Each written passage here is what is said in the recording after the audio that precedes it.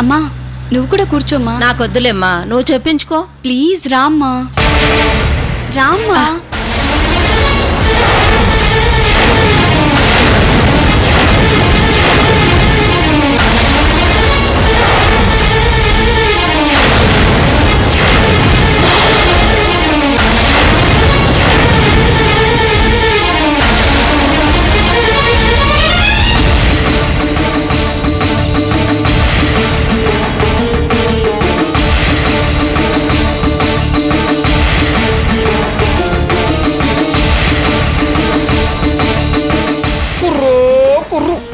అంబ పలుకు జగదంబ పలుకు, కంచి కామాక్షి పలుకు, మధుర మీనాక్షి పలుకు.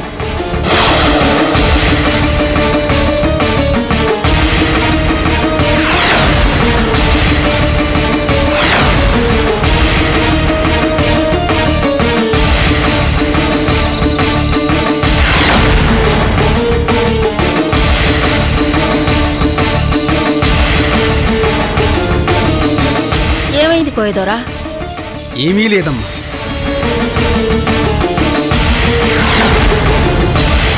మధుర మీనాక్షి పలుకు, పెదవాడ కనకదుర్గమ్మ పలుకు, కుర్రో కుర్రు.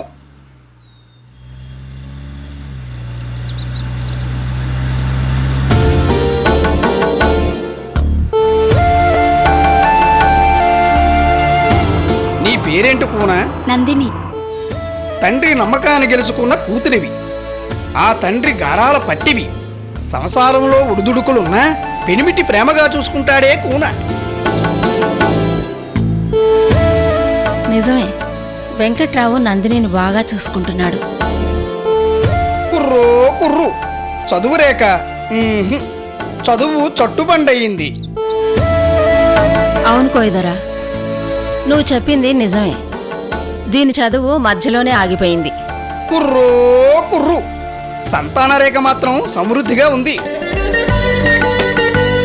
అంటే ఎంతమంది పిల్లలు కోయదోరా? పిల్లలు కంటానంటే వద్దనేవారుంటారే కోనా? ఇద్దరు చాలే, వాళ్ళని పెంచి పోషించాలి కదా. కుర్రో కుర్రు. కోనా, నీ ఎడమ చేయి భుజం మీద బొట్టంత పుట్టుమచ్చుందా కోనా?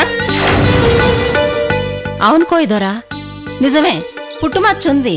అంటే మెట్టినింట్లో మొగుడికి అదృష్ట యోగం తెచ్చే రాతుందే కూన. పిల్లా పాపలతో పచ్చగా ఉంటావు పో.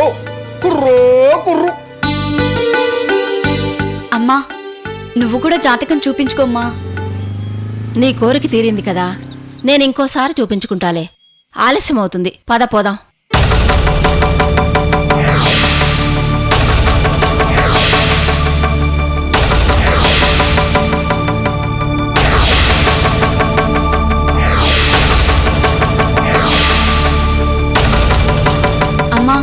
అమృతక వల్ల వచ్చిన కష్టాలు ఎన్ని రోజులుంటాయో కనుక్కుందాం అమ్మా.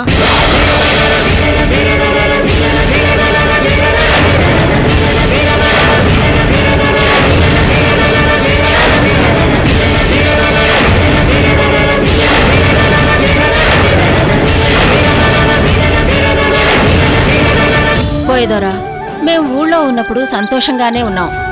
మా తలరాత బాగోలేక ఊరొదిలి రావాల్సి వచ్చింది. సిటీకొచ్చాక షాప్ పెట్టుకున్నాం. వ్యాపారం బాగానే జరుగుతోంది, సంతోషంగానే ఉన్నాం. కానీ పైకి మహాలక్ష్మిలా ఉన్నా మనసంతా ఆందోళన. అవును కోయదోరా, నిజమే. సమస్య అంతా నీ చిన్న కోన గురించి కాదు, పెద్ద కోన గురించే కదా.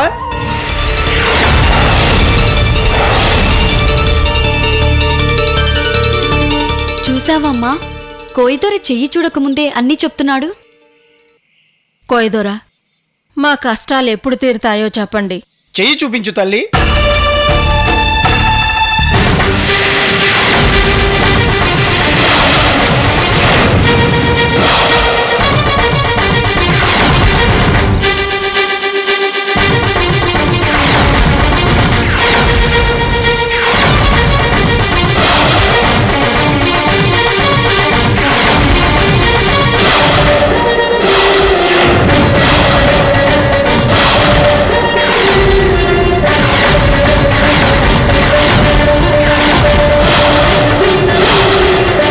కష్టాలు తీరడం కాదు తల్లి, ఇంకా పెద్ద కష్టం మీదకి రాబోతుంది. ఆపద ముంచుకొస్తుంది. కోయిదోరా, ఏంటి మీరు చెప్పేది? నాకు కష్టమా? ఆపద ముంచుకొస్తుందా? చెయ్యి చూడకుండానే చెప్తున్నారు. మీ చెయ్యి కోయిదొరలకు గాని కాటికాపర్లకు గాని చూపించకు తల్లి.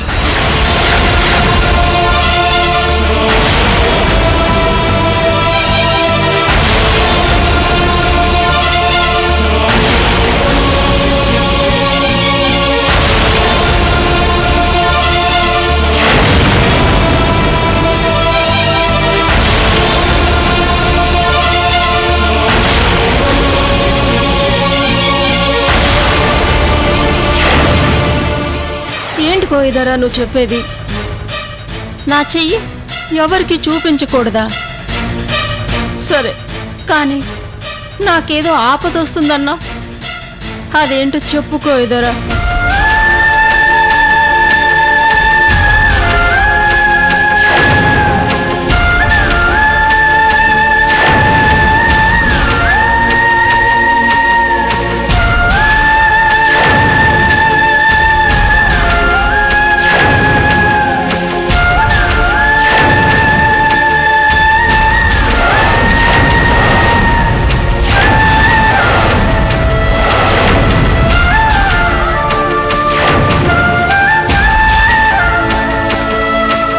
కోయిదొరా, మేమిప్పటికే మా బిడ్డ వల్ల చాలా కష్టాలు అనుభవిస్తున్నాం. ఇంతకంటే ఆపద కష్టం ఇంకేముంటుంది? మీరేదైనా చెప్పదలుచుకుంటే చెప్పండి, మా జాగ్రత్తలో మేము ఉంటాం. అవును, ఆ ఆపదేంటో చెప్పుకోయిదోరా.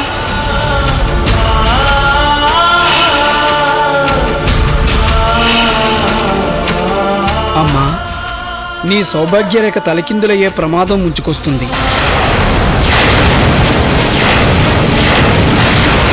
సౌభాగ్యరేఖ అంటే? పసుపు, కుంకుమ, తాళి.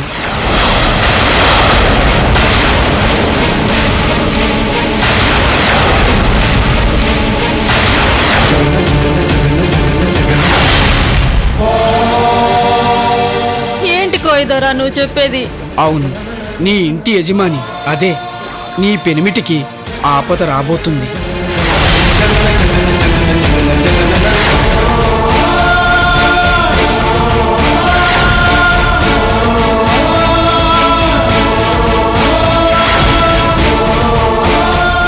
అది ఏ రూపంలో ఎప్పుడు ఎలా వస్తుందో తెలియదు.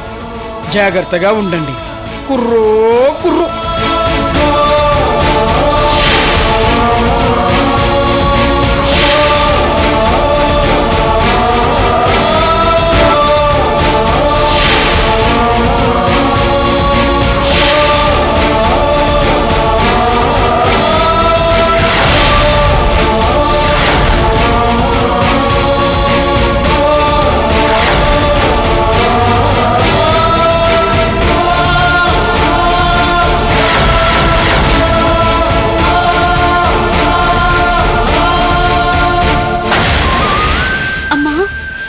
కోయిదొరేంటి నాన్న గురించి అలా చెప్పాడు?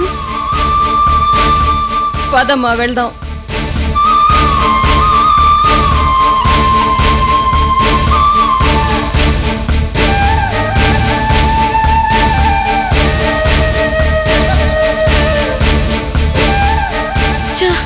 అనవసరంగా ఈ కోయిదొర దగ్గర జాతకం చెప్పించుకున్నాం.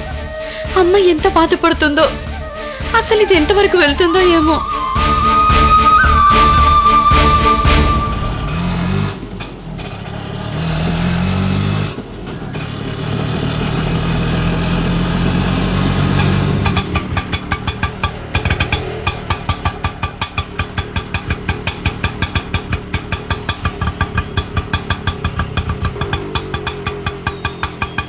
ఇదిగో బాబు.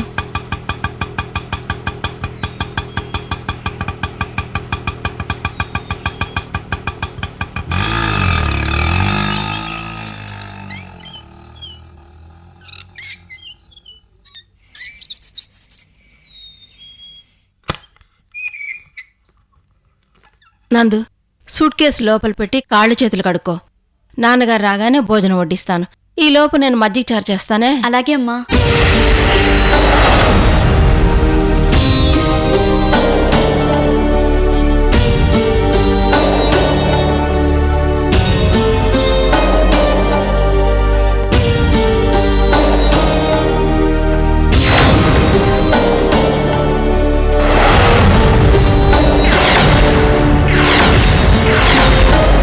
నీ ఇంటి యజమాని అదే నీ పెనిమిటికి ఆపద రాబోతుంది.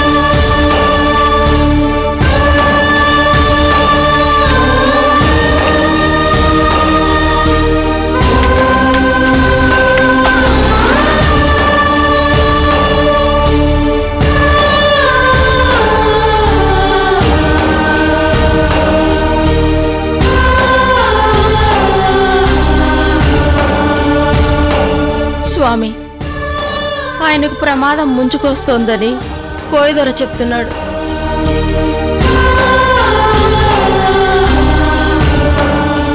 జరుగుతున్న పరిస్థితులు చూస్తుంటే భయంగా ఉంది. ఆయన ఎవరికి ఎప్పుడు కల్లో కూడా ద్రోహం తలపెట్టలేదు. అలాంటిది ఆయనకి లేదు. కోయిదొర చెప్పింది నిజం కాకూడదు. ఆయనకి ఎలాంటి హాని జరగకుండా నా మాంగళ్యాన్ని నువ్వే కాపాడాలి తండ్రి.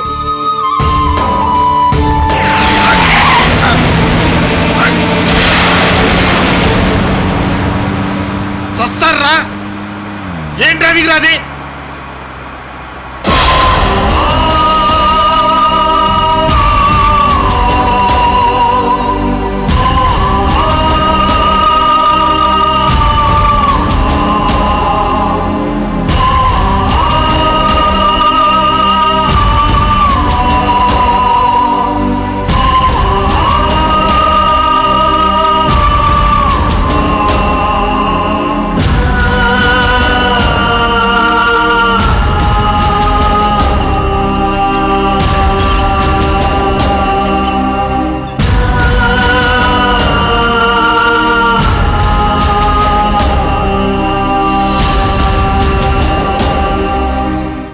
ఏంటి లక్ష్మి, నాకోసం ఎదురు చూస్తున్నావా?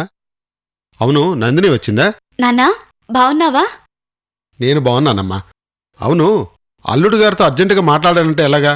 షాపు ఓనర్ నెంబర్ ఏమైనా ఇచ్చాడమ్మా? లేదు నాన్నా, రోజు ఆయన్ని ఫోన్ చేయమని చెప్పాను. సరేనమ్మా.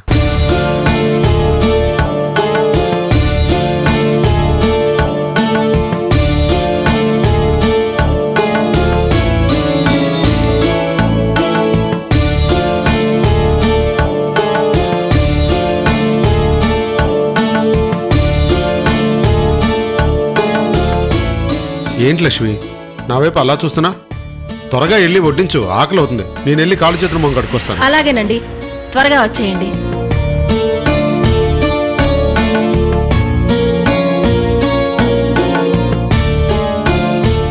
అమ్మ కోయిదొర చెప్పిన మాటలకు బాగా బాధపడుతోంది. ఛా, దీనికంతటికీ కారణం నేనే.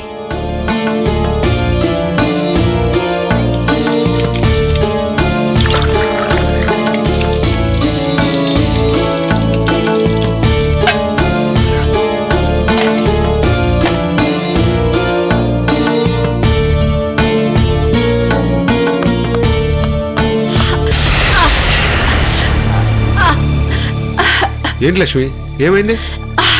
అరే, చెయ్యి తగినట్టుందే, ఉండు.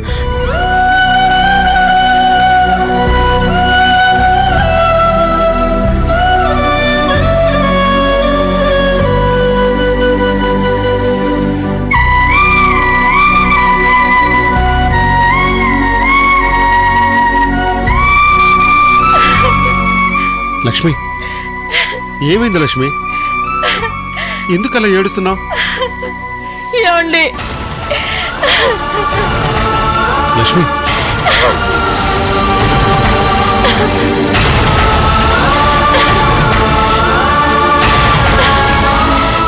ఏమైంది లక్ష్మి? నాన్న, ఇందాక నేను అమ్మ ఇంటికి వస్తున్నప్పుడు కోయిదొర దగ్గర జాతకం చెప్పించుకున్నాం. జాతకం చెప్పించుకున్నారా? అవును నాన్న. ఏం చెప్పాడమ్మా?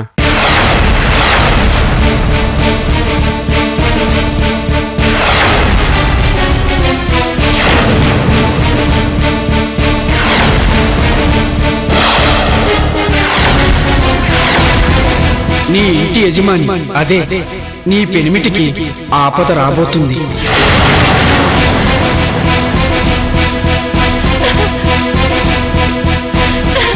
ఓ సింతేనా? వాడేదో చెప్పాడని నువ్వు ఇందా నుంచి బాధపడుతున్నావా? నీ మాటల్లో నీ చూపుల్లో తేడా కనిపించి నాకప్పుడే అనుమానం వచ్చింది.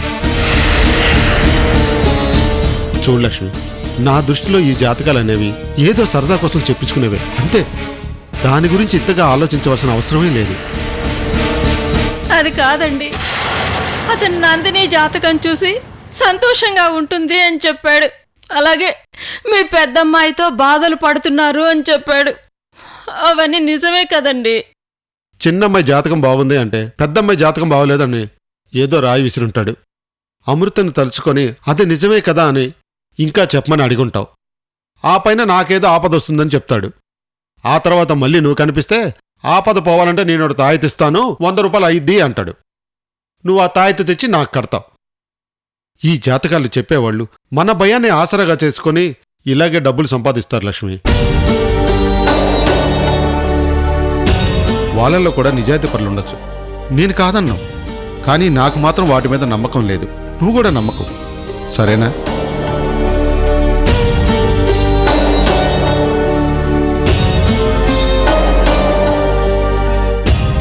అవునమ్మా, నాన్న చెప్పింది నిజం. నువ్వు ఆ జాతకం గురించి మర్చిపో. నువ్వు ఊరుకోవే. అది కాదండి, ఒకరోజు గోవింద్ అన్నయ్య ఇంటికొచ్చి ఒక విషయం చెప్పాడు, గుర్తుందా? హంతకుడెవరో మీ పేరు చెప్పి అమృత ఫోటో పట్టుకుని తిరుగుతున్నాడని. లక్ష్మి, జరిగిపోయిన విషయాలు పట్టుకొని అబద్ధపు జాతకానికి ముడిపెడతావెందుకు? అనవసరంగా ఆలోచించుకో. ఆలోచించకుండా ఎలా ఉంటానండి? ఆ రోజు నట్టింట్లో కత్తి తీసుకుని రౌడీలు మిమ్మల్ని చంపబోయారు. ఇవన్నీ చూస్తుంటే నాకేదో భయంగా ఉంది.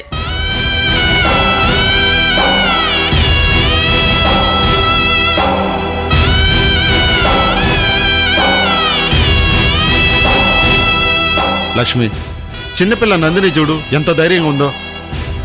లేదు నాన్న, నాకు కూడా భయంగానే ఉంది. ఇందాకటి నుంచి అమ్మ కోసం నా భయాన్ని పైకి కనిపించకుండా లోపలి దాచుకుంటున్నాను. చూడు లక్ష్మి, మన రాతలో ఎలాగుంటే అలాగే జరుగుతుంది. జాతకాలు నమ్మద్దని నేను నీకు ఎప్పుడూ చెప్పాను. అయినా నాకు ఆపద ఎక్కడి నుంచి వస్తుంది? నీ పిచ్చిగాని. అమృత వలన మనం ఎప్పుడూ చచ్చి బతికాం. మనం ఎదుర్కోవలసిన సమస్యలు, ఆపదలు అన్నీ దాని పుణ్యాన్ని చూసాం. ఇంకా అంతకన్నా ఏమొస్తాయి? ఒక్కసారి నువ్వే ఆలోచించు.